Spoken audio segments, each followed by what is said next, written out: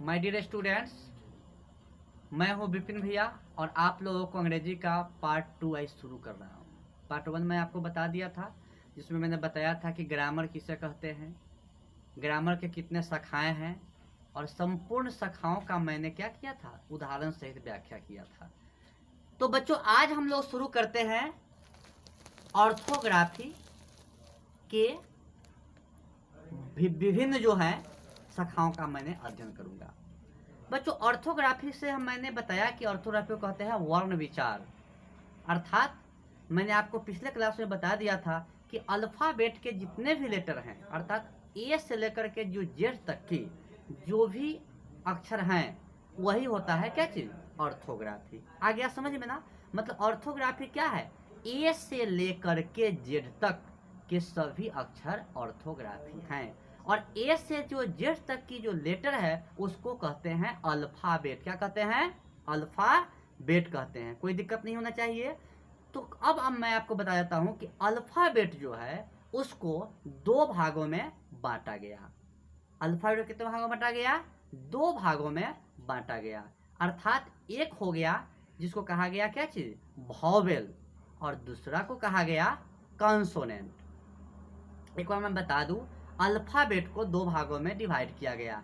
एक को कहा गया वॉवेल और दूसरा को क्या कहा गया, कॉन्सोनेंट कहा गया। अब आप वॉवेल के बारे में ध्यान दीजिए। वॉवेल जो होते हैं उनकी संख्या 5 है। कितनी है? 5। ए, ई, आई, ओ, यू, ये 5 जो है वॉवेल है। ए, ई, आई, ओ, यू, ये 5 वॉवेल हैं। और उधर जो आपको 21 जो बच गया वो कॉन्सोनेंट हैं। क्लियर? और ये अल्फाबेट को दो भागों में बांटा गया, वॉवेल और कॉन्सोनेंट्स। क्लियर? मैं आपको बता दूं, ये वॉवेल और कॉन्सोनेंट के अलावा भी अल्फाबेट को लिखावट के दृष्टिकोण से देखा जाए तो दो भागों में बांटा गया, यानी कि छपाई की अक्षर के हिसाब से दो भागों में इसको बांटा गया। मतलब कैपिटल लेटर और स्मॉल लेटर, अंग्रेजी के बड़े अक्षर और अंग्रेजी के छोटे अक्षर, जो आप बचपन से पढ़ के आए हैं ABCD, बड़का ABCD और छोटा वाला ABCD। तो ये लिखावट के आधार पर अल्फाबेट को दो भागों में बांटा गया। ऐसे अल्फाबेट को वॉवेल और कॉन्सोनेंट में डिवाइड किया गया है। आ गया समझ में?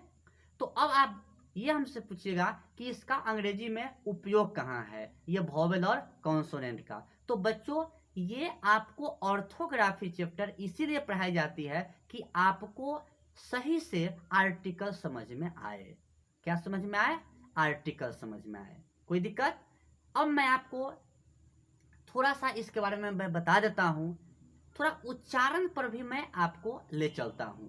कभी कभी क्या होता है कि उच्चारण के आधार पर जो कॉन्सोनेंट है वह वॉवेल बन जाते हैं और वॉवेल कॉन्सोनेंट हो जाते हैं। तो उच्चारण के आधार पर मैं आपको बता दूं, ध्वनि के आधार पर भी आपको क्या होगा, sound of vowel and sound of consonant. जैसे बच्चों मैं आपको बता दूं कि जैसे आप बोलिए एम ए, बोलिए तो एम ए, तो आप एम को क्या कहेंगे, कॉन्सोनेंट कहेंगे ना। लेकिन अगर उसका उच्चारण की बात की जाए तो ए वॉवेल हुआ ना। इसी प्रकार से मैं आपको बता देता हूं, एस डी ओ। देखिए एस क्या है, एस कॉन्सोनेंट है कि नहीं कॉन्सोनेंट। लेकिन एस का अगर हम उच्चारण शुरू करते हैं तो उच्चारण होता है कहाँ, ए सौ। मतलब ए क्या हो गया, ए हो गया उच्चारण के आधार पर ए वॉवेल हो गया। तो इस प्रकार से कुछ ऐसे चीज हैं जो लिखने में आपको कॉन्सोनेंट मिलेंगे, लेकिन उसकी जब उच्चारण की जाएगी तो वो वॉवेल की तरह देंगे। जैसे उसमें आता है SDO, MA, NCC। ये सारे सेंटेंस का मतलब, ये सारे चीज का मतलब लिखाई जो है, शुरुआत लिखने का होता है कॉन्सोनेंट लेटर से। लेकिन अगर इसका उच्चारण की बात करें तो वो साउंड वॉवेल की तरह देता है। तो साउंड ऑफ वॉवेल और साउंड ऑफ कॉन्सोनेंट पर आप गौर फरमाएंगे। मैं आपको विश्वास दिलाता हूं कि ये ऑर्थोग्राफी चैप्टर में वॉवेल और कॉन्सोनेंट पर अगर आप कंसेप्ट क्लियर हो गया ना, तो आपको आर्टिकल में कहीं प्रॉब्लम नहीं होगा, ये मैं गारंटी आपको देता हूँ। तो यहाँ तक कोई दिक्कत नहीं है। तो ऑर्थोग्राफी चैप्टर के बाद मैं जब आर्टिकल में ले चलूँगा तो आपको कोई परेशानी नहीं होना चाहिए, अर्थात ऑर्थोग्राफी का कंसेप्ट से ही हम आर्टिकल के कंसेप्ट को समझ पाएंगे, कहीं दिक्कत नहीं होगा। एक बार मैं इसको इंटरटेनमेंट के रूप में मैं बता देता हूँ कि आपको अगर याद नहीं होगा ना वोवेल और कॉन्सोनेंट, तो मैं आपके सामने एक छोटा सा गीत प्रस्तुत करता हूँ, बिल्कुल याद रखिएगा।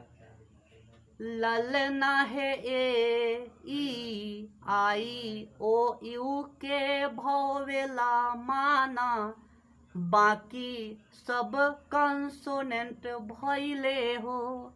क्या बात है, अर्थात ए ई आई ओ यू को क्या मानना है, भोवेला, बाकी कंसोनेंट। अब मैं आपको एक छोटा सा कंसेप्ट ले चलता हूँ, आर्टिकल में मैं आपको अब ले चल रहा हूँ, कोई परेशानी नहीं होगी। आर्टिकल नाम सुन के नहीं डरिए, आर्टिकल 3 है, ए, एन और द, इसको आर्टिकल कहते हैं। कितनी संख्या है आर्टिकल की, 3, ए, एन और द। आर्टिकल को 2 भागों में बांटा गया है।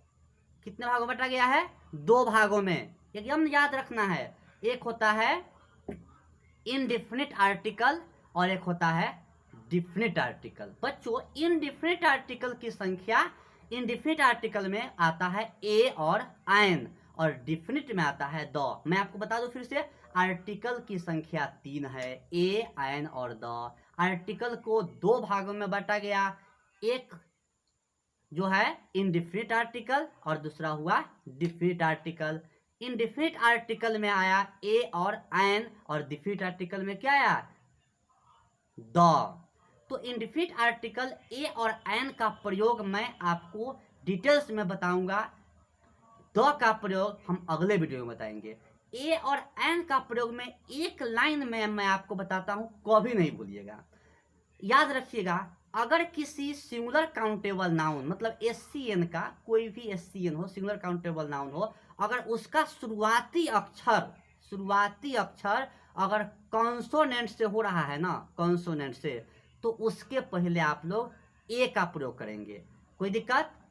अगर किसी सिंगुलर काउंटेबल नाउन का शुरुआती अक्षर अगर वोवेल है ना, तो वहां पर हम लोग एन का प्रयोग करेंगे। जैसे मैंगो को देखिए, MANGO, मैंगो, मैंगो मतलब एक आम, अर्थात ये सिंगुलर काउंटेबल नाउन हुआ, इसके पहले हम लोग ए का प्रयोग करेंगे। मैन, MAN, मैन मतलब आदमी, इस सिंगुलर काउंटेबल नाउन है, तो इस मैंगो, मैन, इस दोनों के पहले आर्टिकल ए का प्रयोग करेंगे। वही आप देखिए एप्पल, एप्पल मतलब होता है सेव, तो एप्पल का फर्स्ट लेटर ए आ रहा है ना, तो ये क्या हो रहा है, ये वोवेल है, तो वहां पर एन का प्रयोग करेंगे। इस प्रकार से थोड़ा सा भी हिचकिचाना नहीं है, जब किसी सिंगुलर काउंटेबल नाउन का शुरुआत किससे हो, वोवेल से हो, तो एन लगाएंगे, और कॉन्सोनेंट हो तो ए लगाएंगे। बच्चों, एक बार मैं आपको बताया था ना, उच्चारण के आधार पर अगर किसी सिंगुलर काउंटेबल नाउन का शुरुआती अक्षर भले ही वो वोवेल हो, लेकिन अगर उसको बोलेंगे ना, उच्चारण करेंगे, तो अगर कॉन्सोनेंट की तरह अगर उच्चारण अगर आ गया, तो वहां पर आर्टिकल क्या करेंगे, वहां पर आर्टिकल कॉन्सोनेंट के उच्चारण के आधार पर हम लोग लगाएंगे। मतलब कॉन्सोनेंट का उच्चारण अगर आ रहा है तो ए लगाएंगे, क्या लगाएंगे, ए लगाएंगे। इस प्रकार से आपको ऑनेस्ट मैन, क्या कहेंगे, ऑनेस्ट मैन, ध्यान देंगे। तो ऑनेस्ट मैन को देखिए, इसका एच से शुरू हो रहा है, तो एच कॉन्सोनेंट है, लेकिन अगर एच का मतलब उच्चारण क्या होता है इसमें, ऑनेस्ट, तो एच साइलेंट है यहाँ, लेकिन उच्चारण में जा रहा है वोवेल, तो यहाँ एन ऑनेस्ट मैन लिखेंगे। सेम कंसेप्ट यही आता है, अगर किसी सिंगुलर काउंटेबल नाउन का शुरुआती अक्षर भले ही वो वोवेल हो, लेकिन उच्चारण में अगर कॉन्सोनेंट आ गया, तो वहाँ हम लोग ए का ही प्रयोग करेंगे। जैसे आप लोग यूनिवर्सिटी के बारे में देखिए, यूनिवर्सिटी, तो यूनिवर्सिटी में क्या हो रहा है, यू से हो रहा है, लेकिन उच्चारण में क्या आता है, यो आता है, मतलब वहां पर क्या होगा, यूनिवर्सिटी में उच्चारण आ रहा है यो, और य को कहते हैं क्या चीज, वाई से यह होता है, मतलब ये वोवेल नहीं है, ये कॉन्सोनेंट साउंड है, तो यहाँ पर ए यूनिवर्सिटी लगेगा। तो इस प्रकार से आपको कहीं दिक्कत नहीं हुआ होगा। उम्मीद करते हैं कि आज का क्लास में आपको ऑर्थोग्राफी का पार्ट समझ में आ गया होगा कि ऑर्थोग्राफी ए से लेकर जेड तक के सभी अक्षर को ऑर्थोग्राफी कहते हैं। इसको दो भागों में बांटा गया, वॉवेल और कॉन्सोनेंट कहा गया। लिखावट के आधार पर ये दो हुए, कैपिटल लेटर और स्मॉल लेटर। इसके बाद मैंने आपको बताया कि वॉवेल और कॉन्सोनेंट की संख्या कितने हैं। इसके बाद मैंने एक बात जो छूट गया था, ध्यान दीजिएगा, उसमें W और Y जो होता है उसको हम लोग सेमी वॉवेल कहते हैं। क्या कहते हैं? Semi vowel. अब मैं आपको बताया कि ऑर्थोग्राफी चैप्टर से ही हम लोगों को क्या चीज़ का कंसेप्ट समझ में आएगा, तो आर्टिकल का कंसेप्ट समझ में आएगा। और आर्टिकल के बारे में मैंने बताया कि आर्टिकल की संख्या 3 होते हैं, ए, एन और द। आर्टिकल को दो भागों में बांटा गया, क्या चीज़? इनडिफिनिट आर्टिकल और डिफिनिट आर्टिकल। इनडिफिनिट आर्टिकल में ए और एन को रखा गया, जबकि डिफिनिट आर्टिकल में द को रखा गया। ए और एन का प्रयोग मैंने आपको अभी बताया है, इसमें कोई दिक्कत नहीं होनी चाहिए।